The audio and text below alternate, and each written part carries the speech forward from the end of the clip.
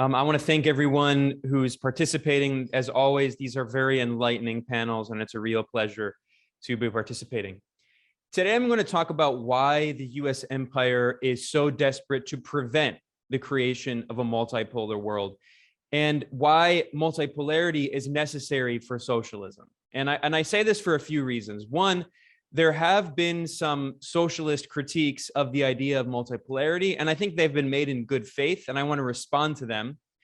The argument has been made that in the lead up to World War I, the world was a multipolar world. So the argument is, well, multipolarity and imperialism can still exist. And that's not wrong, but I think the situation today is extremely different. And there are a few fundamental reasons for that. One, multipolarity with a socialist pole within that multipolar system is fundamentally different from the multipolarity of the world leading up to World War I, which was a multipolarity of different colonialist powers. So it was not a genuine multipolarity in which there were countries of the global south that had independence and sovereignty. It was a multipolarity in which the European colonial powers had carved up the world, and there was an inter-imperialist rivalry between them. The situation has been very different since the first socialist revolution in Russia, and especially since the socialist revolution in Cuba, and especially in China as well. Those three revolutions have fundamentally changed the character of imperialism.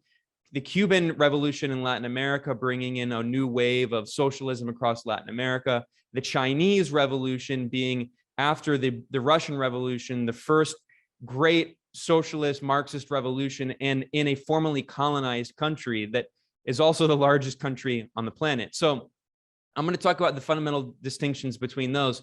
But before that, I want to talk really briefly about why socialism cannot exist without multipolarity, especially in the situation today, the global economic and political situation. We need to look at what unipolarity has been and understand that neoliberalism, the phase of capitalism that we've been living in for roughly 30 years or 40 years, is simply the phase of capitalism of the dictatorship of US imperial hegemony. It's not a coincidence that neoliberalism arose at the moment of decline and eventually overthrow of the Soviet Union and the Eastern Bloc.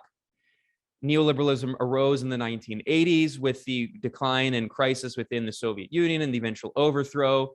And in the 1990s, with the overthrow of the Eastern Bloc and the US-led capitalist bloc's victory in the first Cold War, we saw the triumph of neoliberalism in most countries around the world as an expression of the economic order of US imperialism, and specifically US unipolar hegemony, forcibly subordinating countries around the world. And it is nearly impossible to develop socialism in that situation of unipolar hegemony. We saw, of course, a few noble exceptions. Cuba did manage to survive through very difficult circumstances in the special period of the 1990s. The DPRK has survived despite the brutal blockade on it.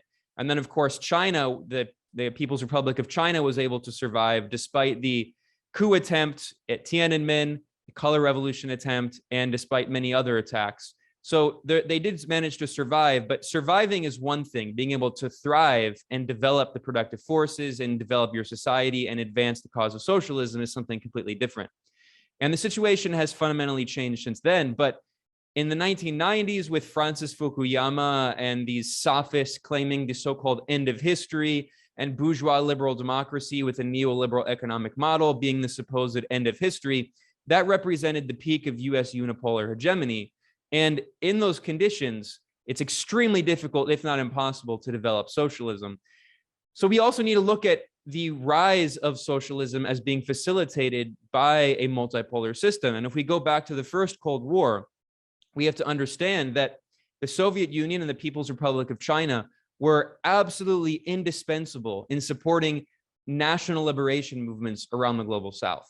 And this isn't in any way to discount and undermine the incredible importance of the national movements, the indigenous movements, the agency of people resisting imperialism and colonialism inside those countries. But let's keep in mind that in the case of the Indian subcontinent, people were resisting British colonialism for nearly 200 years. And there were many brave revolutionaries, Bhagat Singh and countless others, who sacrificed their lives, but they were ultimately unsuccessful in overthrowing the British Empire. Of course, in Algeria, there were many decades of revolutionaries who fought against the French Empire. But it wasn't until after World War II, the rise of the Soviet Union as a significant pull in what was essentially a bipolar system, but was not a unipolar system. It provided breathing room and material support, not just breathing room, but weapons, political support, diplomatic support, and economic support to national liberation struggles across Africa, in Angola, in Zimbabwe, and South Africa, in Latin America, in Cuba, and Nicaragua, in Asia, in Korea, and Vietnam. And of course, we can't understand the Korean Revolution and the Vietnamese Revolution and revolutions around the world without understanding the role of the Soviet Union and the People's Republic of China in their material support for these revolutionary processes. So we need to understand again that multipolarity is what facilitated the rise of socialism in the 1950s, 60s, and 70s, and the national liberation movements and decolonization movements. And in this sense, I think we have to have a kind of revision. Maybe I shouldn't have said the word revision, because now, I'll be accused of being a revisionist, but maybe a reinterpretation of the orthodox Marxist view in the 19th and early 20th century that revolution would inevitably take place within the imperial core. I think, the majority of great Marxist thinkers, going back to Marx and Engels themselves and many of their colleagues and successors in the 19th and early 20th centuries, they got almost everything right. They were correct about most things. But I think one of their fundamental misunderstandings, or one of the things that they simply failed to keep into their calculation, was that the vast majority of revolutions that have happened since then have been in the periphery, not been in the core. And we can talk about why that is, and we can have an entire seminar about why that might be. But after the Russian Revolution, every other significant, socialist revolution and national liberation struggle has been in the periphery or the semi-periphery. You could say Eastern Europe as well, Yugoslavia, but these are not countries deep in the imperial core. The idea that the revolution would take place in the imperial core in Germany and the advanced industrialized capitalist nations, it didn't happen. And there's a lot of reasons we could talk about that, but the reality is that even the Russian Revolution took place in the context of, yes, Tsarist Russia, which was an empire, but it was one of the weakest empires among the European colonial systems. Lenin himself wrote an article about backward Russia, advanced Asia. So, Russia itself, the Bolshevik movement was very much understood the backwardness of the Russian economy and political system when developing this socialist model. So I think we need to understand that significant historical detail and misunderstanding of early orthodox Marxists. And that also, I think, really should enrich our understanding of the need for multipolarity, for providing space and material support for socialist revolutions and socialist movements. Obviously, with the age of US unipolarity, we saw what the model was imposed economically. Countries in the global south that did achieve national liberation were faced with what Nkrumah called neocolonialism. South Africa is a great example of this. The people of South Africa, with support from the Soviet Union and other countries, they did manage to, in an incredible struggle, achieve legal equality under the law and abolish the apartheid system. But we saw that the ANC economically was forced to make massive concessions. Nelson Mandela was forced to make massive economic concessions and essentially adopt elements of a neoliberal model because they happened to succeed at the moment of US unipolarity. And they did not have the option of having other economic models. That was the Washington Consensus. The IMF and the World Bank imposed that economic model on the world. And economist Michael Hudson has constantly stressed the importance of understanding neoliberalism being a particular form of economic finance capitalism that is related directly to US foreign policy, to US imperialism, forcibly subordinating economies so they can't be food sovereign. So they're forced to export their raw materials to the imperial core so they can't develop a local, productive economy based on actual a national bourgeoisie. It's all based on this parasitic comprador bourgeoisie. And finally, I want to say, so that with that analysis and that undergirding, why the US is so desperate to prevent the rise of a multipolar world. I mean, we see all around us right now, we see I would say the opening salvos of this new multipolar order. We see in Los Angeles, California, the disaster of the so-called Summit of the Americas. We see that multiple countries in Latin America, their heads of state, are boycotting the US organized summit, including the presidents of Venezuela, Cuba, Bolivia, Nicaragua, Mexico, Honduras, Guatemala, and El Salvador. And we also see massive rebellions in the speeches given by leaders inside the summit. We see also that the southern neighbor of the United States, which has a 3,000-kilometer border, Mexico, and the US and Mexico are both each other's most important trading partners. The president of Mexico, Andrés Manuel López Obrador, has been openly criticizing the US policies toward Latin America, openly condemning the US-dominated Organization of American States, calling for enriching the CELAC, the Community of Latin American and Caribbean States, as an alternative, and condemning the US blockade on Cuba, referring to it as a form of genocide. So these are historic developments. We also see that President Nicolás Maduro of Venezuela is right now, today's June 11th, he is in Iran, and he was also just visiting Algeria. And in a speech that he gave in Iran, Maduro talked about the importance of building a multipolar world, of building solidarity between Latin America and other parts of the global South, especially West Asia and North Africa and Algeria and Iran.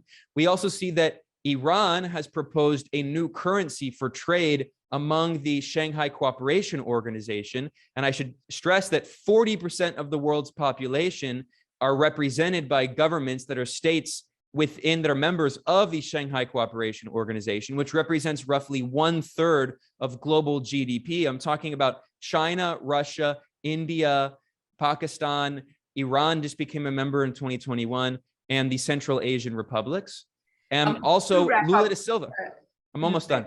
Lula da Silva, the former president of Brazil, who is leading all of the polls for the election this October, he has also called for creating a pan-Latin American currency to, quote, end dependency on the dollar, which he calls the Sur, which means South. And we also see that even the Rand Corporation, which is funded by the US military, published a study that was sponsored by the US Air Force that lamentedly concluded that the US can't force its Pacific allies of South Korea, Japan, Thailand, the Philippines, and Australia to install offensive intermediate range ballistic missile systems that the US wants to surround China with. The US military has an Indo-Pacific strategy, and it says it plans on spending more than $20 billion over 5 years, the next 5 years, to install an intermediate range ballistic missile system to threaten China with offensive weapons. These are not defensive, they're strictly offensive weapons. And the US wants to install these missile systems on the first island chain. It only has one small problem. Its allies refuse to accept these missile systems. So all of these signs, I think, are the beginning, the opening seeds of this new multipolar order. That is why the US government is so desperate to prevent the rise of a multipolar world. It understands that, one, in order to maintain its economic hegemony around the world, in order for the US capitalist class to continue imposing neoliberalism around the world and exploiting the natural resources and labor of the global South, it must prevent the rise of multipolarity, especially multipolarity with a socialist pole led by the People's Republic of China. And then finally, we also see that the US strategy in order to prevent this multipolar world is instead in order to try to create a bipolar world. And this is the last thing I'll say. I swear I'm finished here. The US strategy is to, through a new Cold War, to force countries around the world to pick a side in this new bipolar world, as we saw in the first Cold War. We see this with the economic Iron Curtain that the US and the EU have created. They created around Russia, telling countries that they can't do trade with Russia, threatening secondary sanctions on countries that do trade with Russia, and saying essentially, as George Bush said, you're either with us or you're against us. And they are now threatening Taiwan. Joe Biden has made it very clear that the US government is willing to wage a war against the People's Republic of China in order to try to create a secessionist movement inside Taiwan, which is setting the stage for another war and an economic blockade of China, like the economic blockade of Russia, which is essentially creating a bipolar system. That is the US strategy to prevent the rise of a multipolar world. And it's the responsibility, I think, of all anti-imperialists and all socialists to talk about the importance of multipolarity against unipolarity in order to develop these socialist models that we've seen in China, in Cuba, in Venezuela, in Nicaragua, in Vietnam, and Laos, because the US empire's ultimate goal as the leading capitalist power, which is the defender of capitalism, its goal is to prevent the rise of socialism around the world. And that's why it wants to maintain unipolarity, to prevent socialism. Thank you.